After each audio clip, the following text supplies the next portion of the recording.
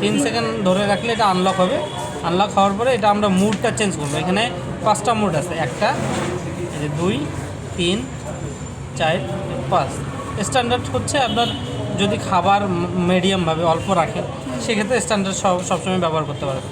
খাবার যদি বেশি রাখেন সেক্ষেত্রে টার্বোটা বেশি মানে টার্বোটা সেট করে রাখবেন।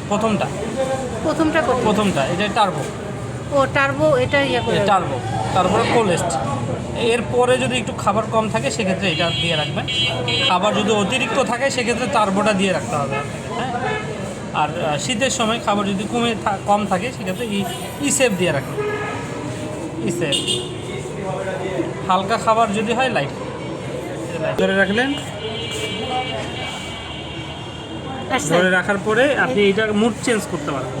মুড মানে এখানে 24 আছে, আমি রাখবো হচ্ছে 14তে রাখতে পারবো, 17, 21 আর এই যে টার্বো। এখন টার্বোতে আপনার অটোমেটিক একটা ভিতরের স্পেসটা অনুযায়ী ঠান্ডা করে নেবে।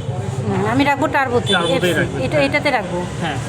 আচ্ছা, আপাতত এটা থাকবে। আপনি যদি আবার লক করতে চান আবার এটা 3 সেকেন্ড ধরে রাখতে হবে।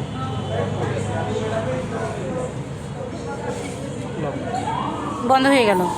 মুড চেঞ্জ করলে এই 3টার যে কোনো একটা রাখলে